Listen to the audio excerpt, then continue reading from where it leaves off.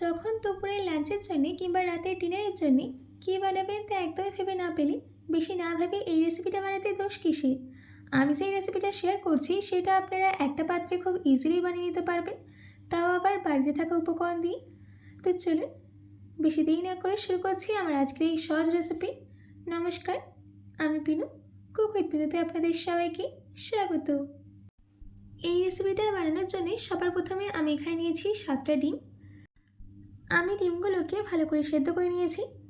এবার ডিমগুলোর খোসাগুলোকে ছাড়িয়ে নিতে হবে। আমাদের এখানে সব ডিমের খোসা ছাড়িয়ে নেওয়া হয়ে গেছে। এবার আমি একটা পেস্ট রেডি করে নেব। তার জন্যে গ্রাইন্ডিং জারের মধ্যেই দিয়ে দিচ্ছি 16 কোয়া রসুন, দিচ্ছি 2 ইঞ্চ আদা, ঝালের জন্যে 4টে কাঁচা লঙ্কা, আর সব শেষে অল্প একটু জল দিয়ে এটার একটা স্মুথ পেস্ট রেডি করে নেব। দেখুন আমাদের এখানে পেস্টটা কিন্তু রেডি করে নেওয়া হয়ে গেছে। এবার আমি এই পেস্টটাকে একটা সাইডে রেখে দিচ্ছি। এইদিকে আমি নিয়েছি 2 কাপ বাসমতি চাল, ওজনে 300 গ্রাম। আমি বাসমতি চালটাকে ভালো করে ধুয়ে 15 মিনিটের জন্য ভিজিয়ে রেখেছিলাম। এবার আমি রান্নাতে চলে যাচ্ছি। তার জন্যে আমি কড়াইয়ের মধ্যেই দিয়ে দিচ্ছি 6 চামচ তেল। তেলটা গরম হয়ে গেলে একে একে ডিমগুলোকে দিয়ে দিতে হবে। ডিমগুলো দেওয়ার আগে ডিমের গাগুলোকে ছুরির সাহায্যে চিড়ে নেবেন। এতে করে এই ডিমগুলো ভাজার সময় ফাটবে না।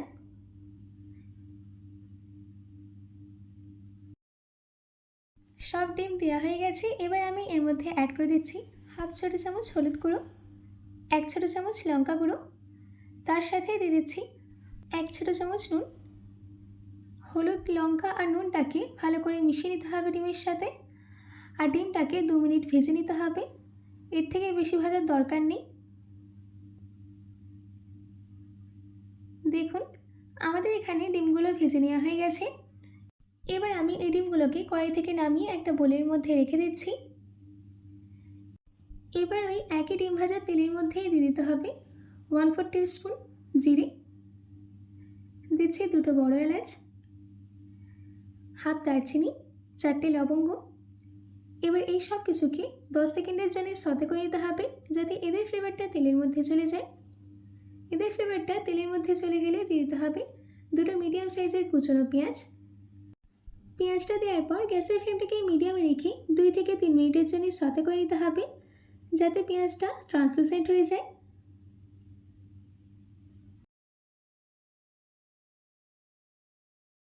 দেখুন আমাদের এখানে পেঁয়াজটা কিন্তু ট্রান্সলুসেন্ট হয়ে গেছে।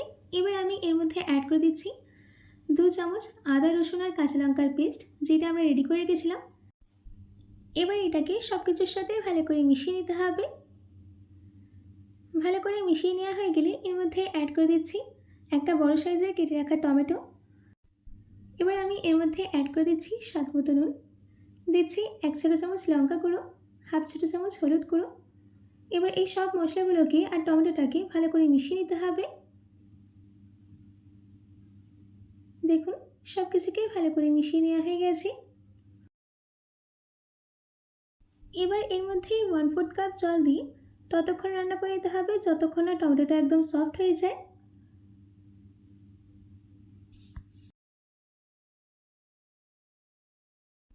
আপনারা দেখতেই পাচ্ছেন যে আমাদের এখানে টমেটোটা একদম সফট হয়ে গেছে। এবার আমি এই মশলার মধ্যে অ্যাড করে দিচ্ছি 1 ছোটো চামচ গরম মশলা গুঁড়ো। গরম মশলা গুঁড়োটা দেওয়ার পর ভালো করে মিশিয়ে নিতে হবে আর 1 মিনিট রান্না করে নিতে হবে।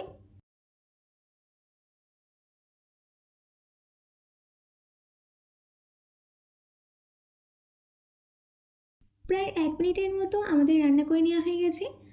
এবার আমি এর মধ্যে অ্যাড করে দিচ্ছি 6 চামচ টক দই। টক দইটা দেওয়ার সময় গ্যাসের ফ্লেমটাকে অতি অবশ্যই লোতে রাখবেন। লোতে রেখে দইটাকে ভালো করে মেশাতে থাকতে হবে, আর গ্যাসের ফ্লেমটাকে লোতে রেখে 2 মিনিট রান্না করে নেব। আমাদের এখানে 2 মিনিট রান্না করে নেওয়া হয়ে গেছে। এবার আমি এই স্টেজে এর মধ্যে অ্যাড করে দিচ্ছি ভেজে রাখা ডিম। ডিমটা দেওয়ার পর গ্যাসের ফ্লেমটাকে লো মিডিয়ামে রেখে 2 মিনিট রান্না করে দিতে হবে, যাতে ডিমের মধ্যে মশলাটা ভালো করে ঢুকে যায়।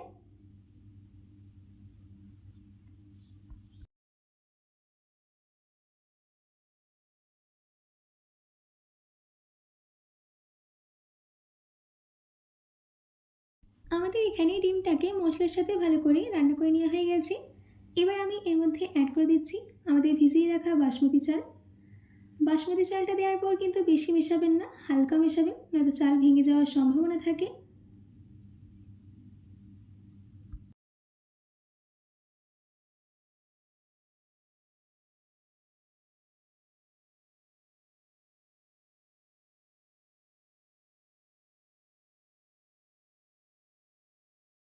চালটাকে মশলা ও ডিমের সাথে হালকা করে মিশিয়ে নেওয়া হয়ে গেছে।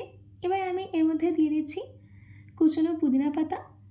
আপনাদের কাছে যদি পুদিনা পাতা অ্যাভেলেবেল থাকে তবেই দেবেন, নয়তো আপনারা স্কিপ করতে পারেন। তার সাথে দিয়ে দিচ্ছি কিছুটা ধনেপাতা কুচি। পুদিনা আর ধনেপাতা দেওয়ার পর হালকা মিশিয়ে নিচ্ছি।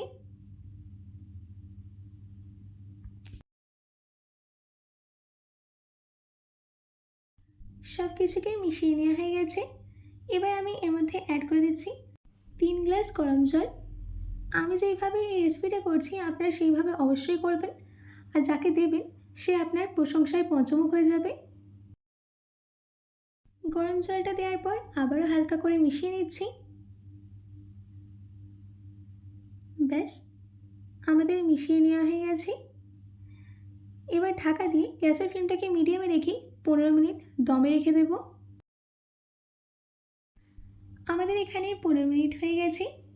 ঢাকাটাকে খুলে নিচ্ছি। দেখুন কত সুন্দর ঝরঝরে হয়েছে। এবার আমি গ্যাসের ফ্লেমটাকে অফ করে দিই এই এগ পোলাওটাকে সার্ভ করে নেব। এই গরমে আপনাদের যদি বেশি পদ রান্না করতে ইচ্ছে না করে, তাহলে আজকের রেসিপিটা আপনারা অবশ্যই ট্রাই করবেন, দারুণ খেতে লাগবে।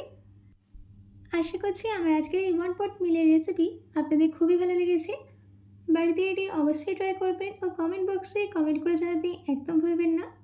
তো আজকের মতো এইটুকু, আবার দেখা হচ্ছে অন্য কোনো রেসিপি নিয়ে। ভালো থাকবেন, সুস্থ থাকবেন।